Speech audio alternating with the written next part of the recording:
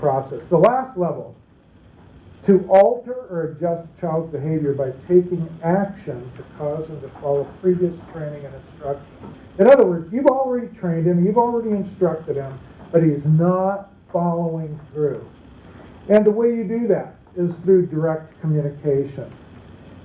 Drives me nuts sometimes when parents go, "Hey Johnny, come over here," and Johnny keeps playing, and "Hey Johnny, I told you, get over here." And Johnny keeps playing, and he kind of looks over his shoulders. And, "I'm going to count to 10, and if you're not here," and I'm going, you know what? We have just trained Johnny not to come till you count to 10. He knows the drill by now, right?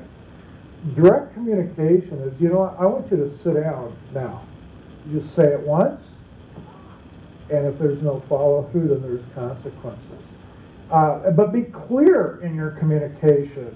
I want you to stop jumping on the sofa. I want you to sit down, put your feet on the floor. Make it clear. I remember sometimes my parents might use sarcasm or innuendo. "Hey, Doug, don't you think it's about time for you to go to bed?" No, I don't think so. Now what are they going to do, right? Or, "Hey, were you ready?" No, if they want the door closed, just say, "Please close the door on your way out." Or, you know what? It's bedtime. I mean, we've set it, and it's like a curfew, and you need to go. And of course, as Ingrid said, I mean, as they get older, you need to train them to do that on their own. And so, the way you do that, but use direct communication. Don't beat around the bush. Just be clear. Don't use sarcasm. If you want something done, say it plainly and clearly. Have good eye contact, good body posture, so they know you mean it. I mean, if I'm facing away and say, "Hey kids, why don't you head off to bed now?" What am I communicating to a child back here? I'm not that serious about it. But if I go, "You know what? It's time to go to bed. I want you to head upstairs," that's a whole different thing, right? Direct communication. The next area is natural consequences. Let's jump to that. Natural consequences are staying out of the way and letting nature run its course. Okay, so Ingrid is training her daughter to get up on time by herself. And this has literally happened in Who's in the Driver's Seat class, where so, I can't, I go in and I wake up my kid and I come back 10 minutes later and they're still under the covers. We said, okay, here's the deal. On the way home, stop by CVS and you buy an alarm clock. And you say, "You know what, honey, let me show you how to set this clock. When it goes off in the morning, you need to get yourself up. And if you don't, no one is going to get you up, and you're either going to miss school or be late to school." Really? Yes, really. They've done that.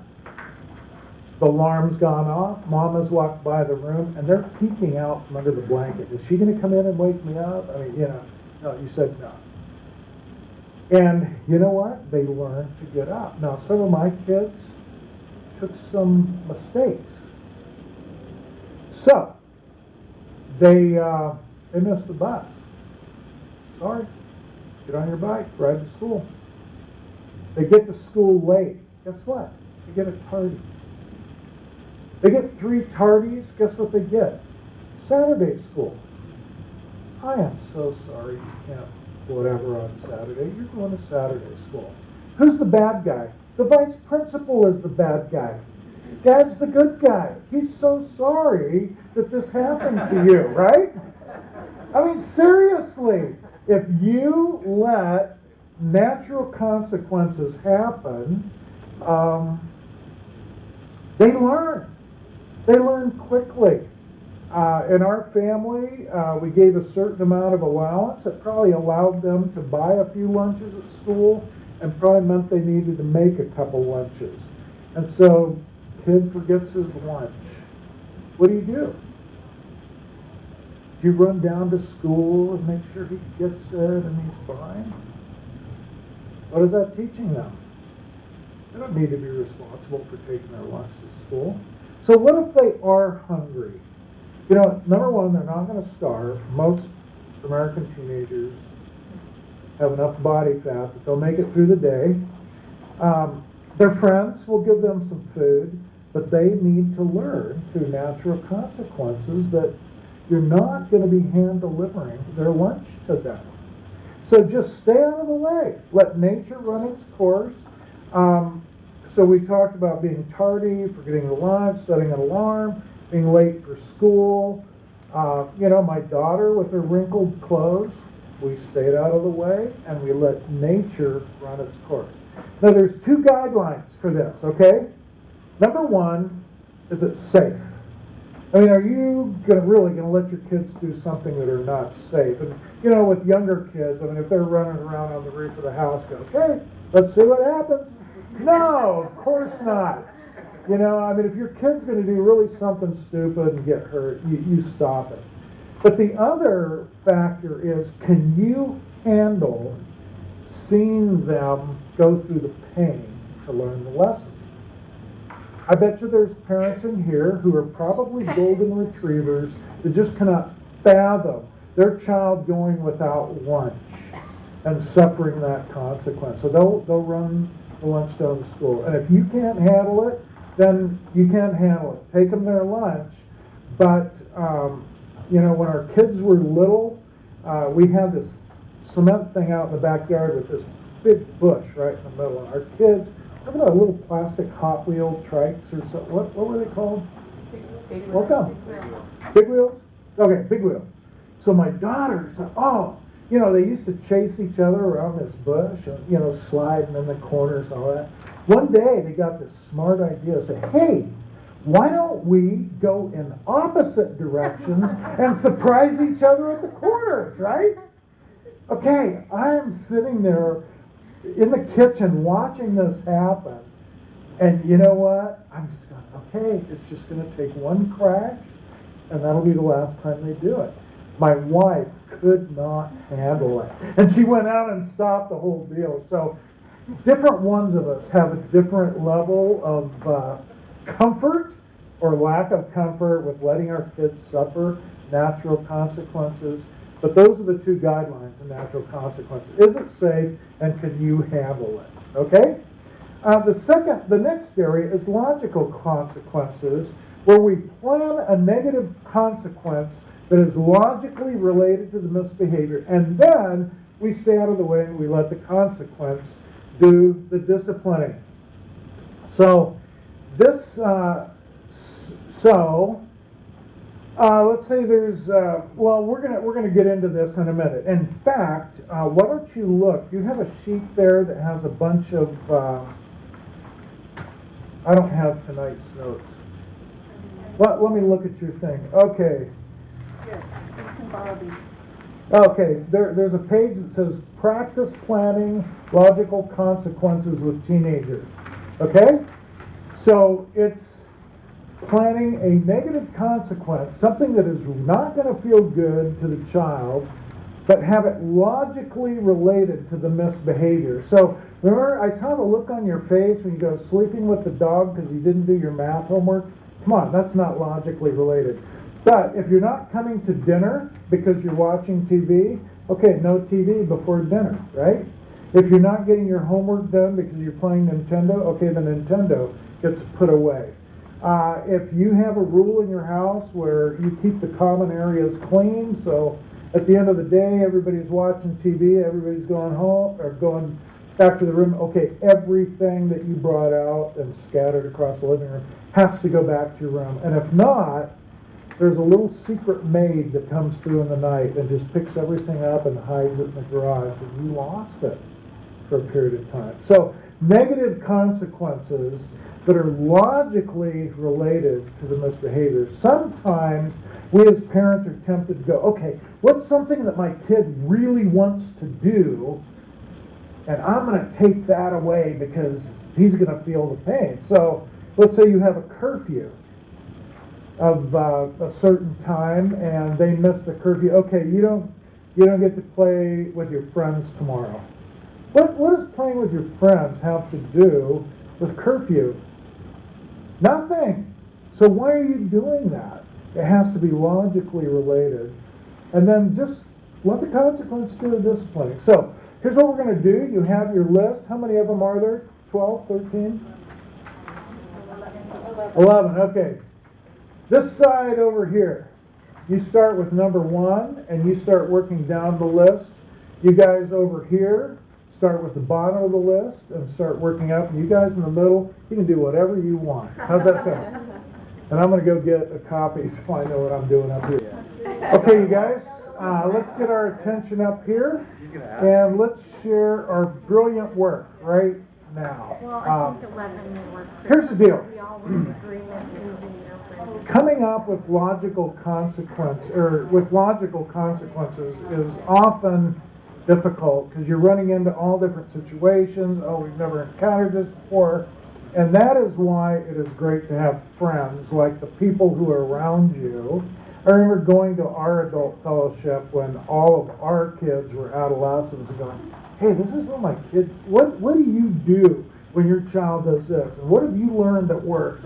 We're all sharing ideas and trying to figure it out because parenting isn't a perfect science. Every child is different. Every family has creative ideas.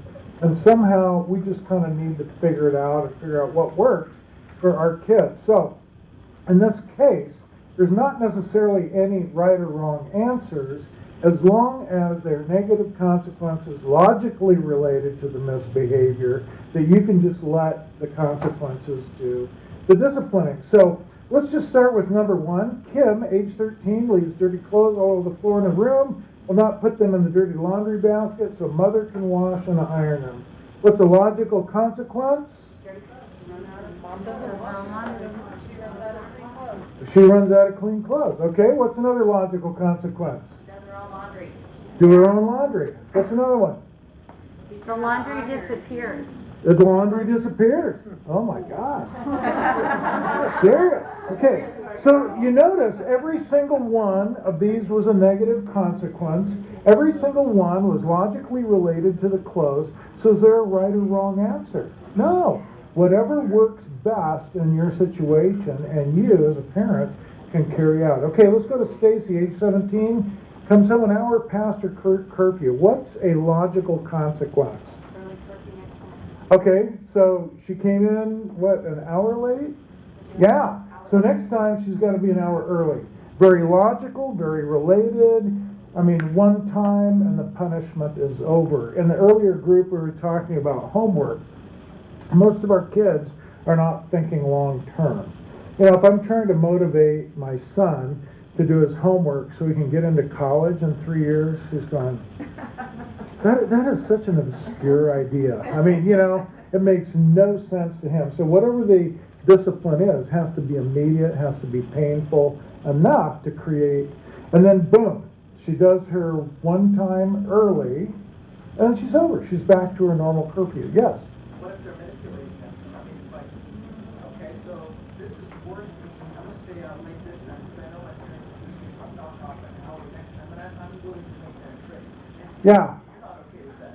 Yeah, well, if you find they're manipulating, then that's another deal. Where they're trying to work you, just create a consequence that is more painful and addresses the manipulation. So, you know, it seems like curfews just aren't working for you. You're messing with us. You're playing games. So let's just say you don't go out for 2 weeks, and then let's try this again sometime. I don't know. I hate to get manipulated by my kids. Sometimes they will kind of rush me. Dad, can I do this? I'm just going, wait, I'm not, and I'll just go, you know what? If you need an answer right now, the answer is no. But if you give me about 10 minutes to think about it, or let me talk to mom, and maybe we can come up, maybe we can work with you on this, right? So there's ways to fight off the manipulation, because I process slowly. I don't know about you guys. I don't always have ready answers, but sometimes I need to buy myself some time and Yes. I think what he brought up was kind of a good situation because they're not necessarily trying to manipulate you. What we as parents need to keep reminding ourselves is that there's other things go so fast and life is so big these days Yeah. that there's other factors that might play into every situation. Yeah. You're not necessarily trying to do this or that. Yeah. It's unintentional. Yeah, you need to understand, you need more information, Like right? who the friends are. Now, the situation you're describing is, you know that intentionally they're staying out late knowing that the next time, oh, I can be in an hour early next time, and that you just, so they're intentionally manipulating. But when they're with other kids, someone else is driving, you know, someone got sick, their mom didn't pick them up, I don't know. We do need more information to know, okay, is this legit, and, you know, how can we play this off next time? Okay, number 3, Michael, 16, driving his own car out on Saturday nights. God, I wish I had a car when I was 16, but anyway, he comes in smelling heavily of liquor. What's a logical consequence? No car! Yes! And for a period of time. I mean, it's huge. Yeah. Ooh. Well, I don't know if I'd go quite the 12 step, but, okay, but, one of the questions is, okay, most kids don't drink alone. I mean, so it's a group. Who's he hanging out with? Thing that Peter talked about. Figure that out, and maybe there's some consequences related that way. Okay, John, 13. Told to be home for dinner by 5. Regularly is late for dinner. What's the logical consequence? Fix your own. Fix your own. No dinner. Kitchen's closed. Make a peanut butter and jelly. Beautiful. Okay. Leftovers in the fridge. Whatever. Okay. Here again, negative consequences, logically related, but there could be many different ones depending on the situation. Brian, 14, refuses to take time to brush his teeth or floss each day. 6-month checkup with the dentist, he discovered he has 3 new cavities. Logical consequence. Pay for them. Typically, no Novocaine, dentist, okay? Yeah! That's like that coffin.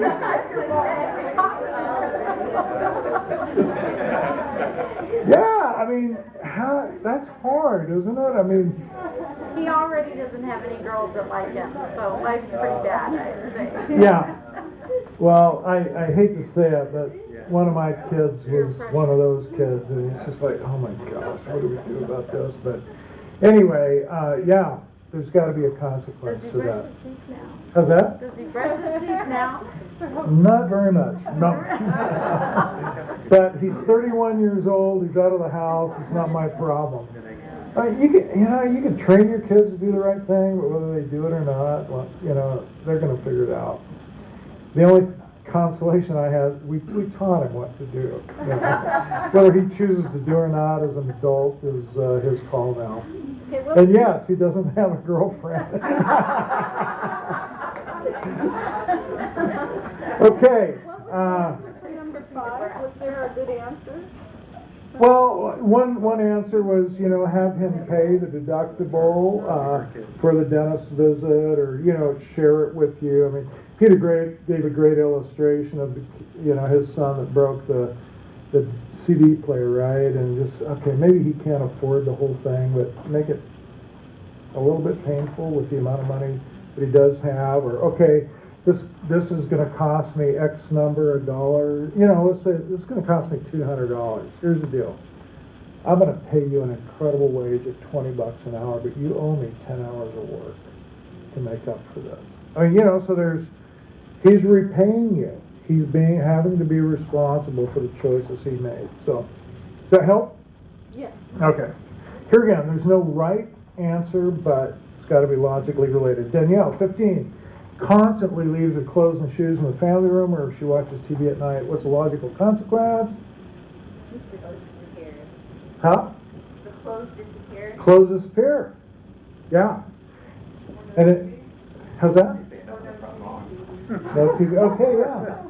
Okay, you leave the room messed up and you watch TV. Let's retire that. No TV for a week or whatever. You know, a friend of ours said, oh, Fifi the maid comes through at 11 o'clock at night, and if you leave stuff out, Fifi the maid charges $1 per item left. If you want it back, it's $1. Because Fifi the maid worked really hard. Mark, age 12, capable of high grades in school. You just received his report card, dropped from B to a D in 2 subjects. How can you set a negative consequence that's logically related to these 2 subjects? Negative consequence would be, We got a little bit stumped on this one, but because if, like, what was that child doing during the period of time when they're strict out, like, were they getting caught up on video games or the phone? Because if that's what it is, then that's the consequence that's on, yes, you know? because it's logically related, right? Could it be something else besides video games and just horsing around? Yeah, because it's a challenge. How's that? I missed it. Maybe they're really struggling with it. Maybe he is. Maybe he needs some tutoring, right? Maybe he needs help setting some disciplined study time. Maybe he's starting to do drugs. What do you think? Losing motivation, losing focus, hanging out with the wrong kids. I mean, here again, you got to figure, you got to go deeper than just the grade, right? What is going on that is causing this?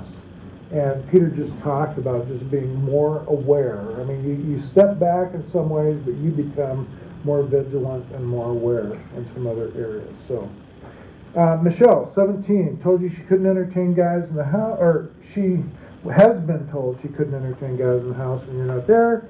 Came home earlier today. She was in the house watching television with Tim.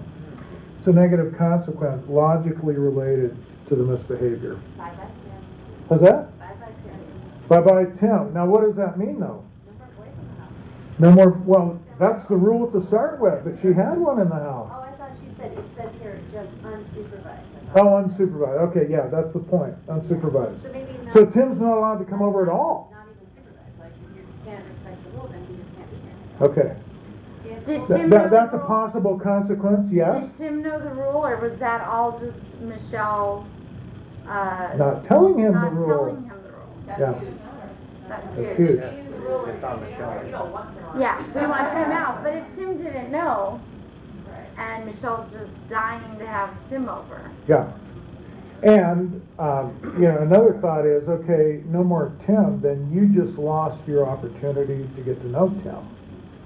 And so he and your daughter are going to be doing whatever they're doing someplace else. So give us another idea, because we were stumped on that. Yeah. Yeah. You know, yeah, John.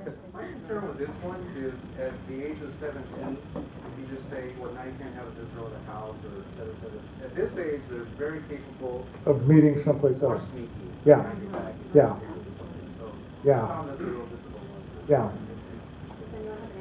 To that end, yes. To that end, and to piggyback with what she was saying, you got to get more involved with the friends to build the relationship with them, so that Yeah. you can talk to Tim Yeah. and say, okay, this is why we're doing this or Yeah. that. You know, similar things like that have happened to us. We go, okay. We as parents are going to sit down, we're going to talk to Tim. Say, hey, Tim, did you know that this is the guideline in our house? If he did, dude, this will never happen. That type of thing. If he didn't know, and it's the daughter, then that's a whole different issue. There have been times we've had to talk to the parents. I said, Tim, we need to talk to your folks. Give us your home phone number. Call. Oh man, is that a negative consequence right there? And you know what? Usually it's cleared up, but man, it's touchy, it's sticky, isn't it? Especially at 17. Yeah. Another thought too is that, because I have an older daughter, and I think with teenage girls, I mean, obviously she broke the rules, so there needs to be some kind of consequence, but I think it's really important, especially for mothers, to take teenage daughters why, because they Yeah. don't get it. Yeah. They don't get it. They Yeah. don't. They really don't get it. They don't get it, and they really need, once they're old enough, they need to be educated, Yeah. you know? Yep. It's the communication, it really is. Good point, Patty. Very good And point. Doug, I think it goes back to what you said about the girl wanting that attention or that love, Mhm. no matter how much you've loved them. Mhm. And then figuring out how to be appropriate with that. Yes, yeah. Because they don't, I mean, They don't. seriously, I mean, at times they go, really? You don't get what's going on? Some of them don't. They don't. I mean, I even If they hear remember, it, they don't believe it. So Yeah. your role, I think, as a parent is to really help them get it. yeah, yeah.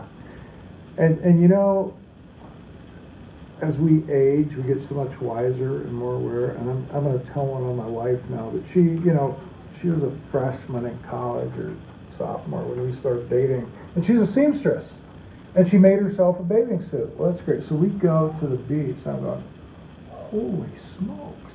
I mean, that was a rather small bathing suit she got on. Right? Today, she will look back and go, oh my gosh, what was I thinking? You know. But she wasn't getting it, even as a freshman, sophomore in college, what she was doing to guys wearing that kind of bathing suit. I mean, the attention was appreciated, right? But they had no idea what was going on behind all that attention. And hormones were just flying everywhere. So, yeah. But that's tough, especially as they get up to that age.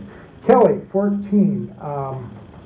See the F in Spanish. Every action her parents took to get her to be responsible did not work. What's the logical consequence? I'm sorry, where are you? Repeat the class. Take it in summer school. Online course, take it online. Online. Online courses you have to take, either in the after school time or in the.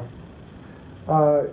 You know, beforehand we talked about high accountability, high structure. I mean, if that's the only class, tells me, okay, maybe she's a decent student, but for some reason homework isn't getting done. May have trouble with language, for all I know. I don't know. Some people that comes more naturally than others, but you'll figure out what works for your kid. Christy goes into the kitchen, fixes a snack each evening, but does not clean up after herself. Logical consequence? We're late snacks that week. No snacks? We're late snacks that No week. late snacks for a week. Okay? Get up early before school and clean it up. Yeah, if we come out to fix breakfast and it's dirty, we're waking you up. You're up a half an hour early to clean the kitchen. Okay? That'd be a horrible consequence. That's very negative consequence. Yes? I remember if my stepdad would wake us up every night at midnight, he came home to us like that. We'd have to clean it, I mean, that was the thing. Oh, even at night? Not wait till the morning? No, midnight. Yeah, you learn. Yes. It's a beautiful thing to have your kids learn. Lori, 16, started a part-time job 6 months ago. Borrowed money from you to buy a used car. Been making payments, 35. The last 2 weeks, she's not made payments to you because she didn't show up for work for several days. Lost her job. Lost her ability to pay for the car. She says she's looking for a job, but you see no evidence of it. We took the keys. Take the It key? was totally unanimous at our table. Take the key. Car's gone. All right, anybody else? Yes? We had a couple of thoughts, and we talked about allowing her to use the car only to find a job, and then after she's found a job, only to go to the job until she's caught up with payments, Okay. or just a straight repossession. Okay, yeah, repo it, sell the car. Yeah, yeah, okay. So negative consequence, logically related, and here's what we're going to do. Oh, there's one last thing. One of the things on here was extinction. So you guys are looking at that going, are we allowed to do that? Extinction. Basically, that means extinguishing the behavior, not the person, okay? Sometimes kids will do just stuff to nag you, to bug you, whatever, and if you keep responding to it and giving them attention, you know what? They're getting what they want. You know, whining is one of those things, and I had a mother today talking to me.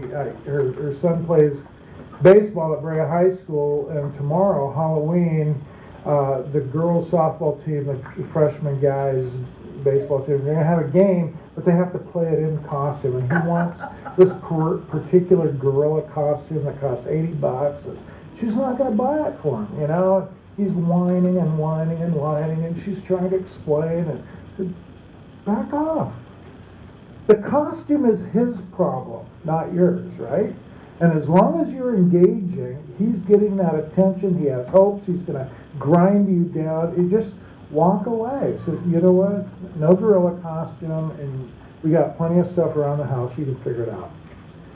But you see, have you ever done, I mean, when kids are young, and they're whining, or they're throwing a temper tantrum, and you're trying, just stick them in the room, close the door, and just go, you know what, when you're done with your tantrum, you can come out. Well, all of a sudden, what their gain was from throwing the tantrum is gone. Whatever they're doing stuff like this, there's a gain in it, someplace for them. They're gonna get something from you. And you just have to go, you know what, that's off the table, no gain. Yes? I did that with my son growing up, and when I got upset, I would take timeouts and different things like that. And just a few weeks ago, my son was frustrated because I was checking his homework and I wasn't trusting him, and so I'm checking, he's all upset, and he goes into the bathroom, and he locks the door, and he's been in there forever, and I come home, and I'm like, are you okay? What's going on? And he goes, Mom, I'm taking my time out, I'm not done yet. So I'm like, all right, that's kind of good, you know? So he comes out, and then he threw me. He says, Mom, for a week, you are not to have quality time with me. And for 1 week, you're not allowed to tuck me in. And that was it. And he stuck to it for that whole week. Really? He took back control. Who is in the driver's seat here anyway, yeah? You know what? He still had to do his homework. But it sounds like he's kind of having fun with it, too.